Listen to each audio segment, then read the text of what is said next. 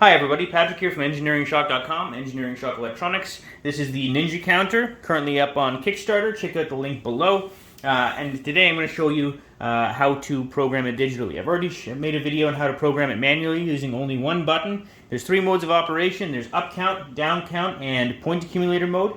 The first step is to load your Arduino with one of the 4 code samples found at the project page, also linked below. And these code samples are for you to use to manipulate, and they are all commented. And so the first thing you need to do is make sure that the PRG jumper, there's a 2-pin header here, you want to make sure that there's no jumper on here, otherwise you'll be in manual mode. If you have a jumper placed on here, the only way to program it is using the cell button. In any case, I've got a program on my Arduino that basically you selects program 1, which is down count mode. It sets the time to, I believe, 10 seconds. Waits for the time to elapse, detects when time has fully elapsed, and resets it, goes back to the main menu, and loops it. So let me just plug it in, and we'll see what happens. We are in digital mode, and what it's going to do is it's going to select program 1, set it to 10 seconds, and start it. All of these steps can be done sequentially, and the code is meant to be modified. All it will do is set the down counter, set the program to program 1, program the amount of time, in this case 10 seconds, wait for time to run out, reset it back to the main menu, and do the same thing over and over again. Programming it digitally is so much faster than programming it manually, and it allows for your Arduino to do all the hard work. All the Arduino is doing is sending a few commands and waiting for a signal back from the Ninja counter.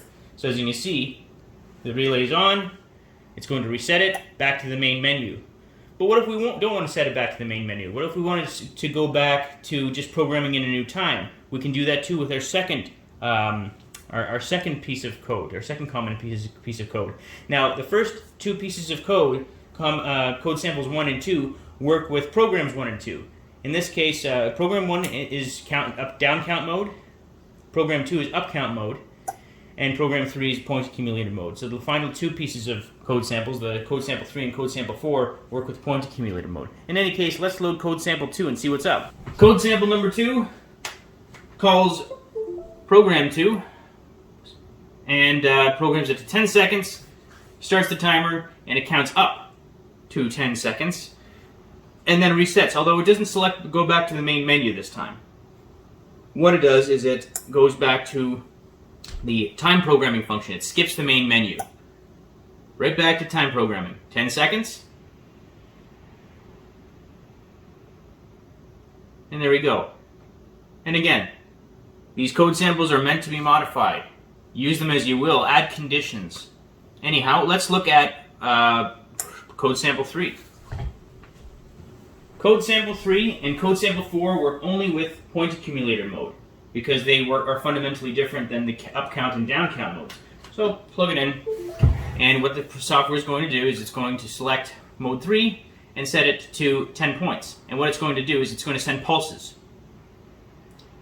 As you can see, every 2 seconds the Arduino sends a pulse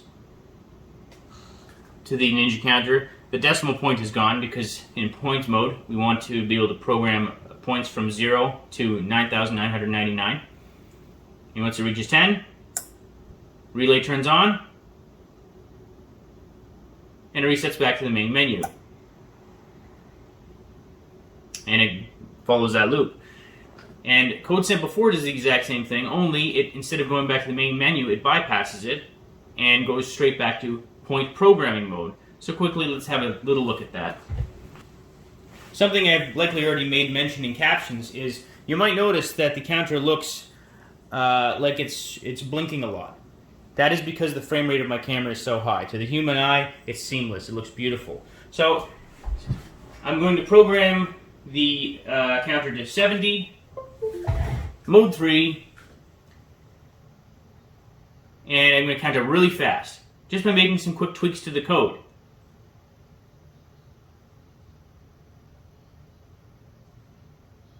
$70. Now, what if I want to change that on the fly to 9,999? I can reprogram it while we're sitting here, as you can see, it's stopped because I'm programming the Arduino. I'm done uploading. I'm going to reset it.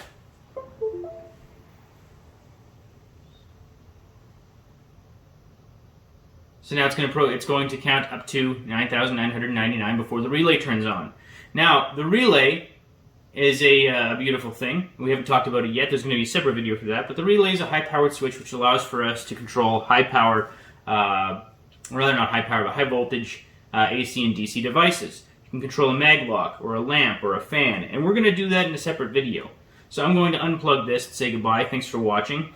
There are hookup instructions. There's only 4 wires needed to control and power the Ninja counter with your Arduino. You need 5 volts, you need ground, and you need GPIOs pins 2 and 3. But of course, if you already have 2 and 3 used in your projects, you can use any other pins by just making quick changes to the software.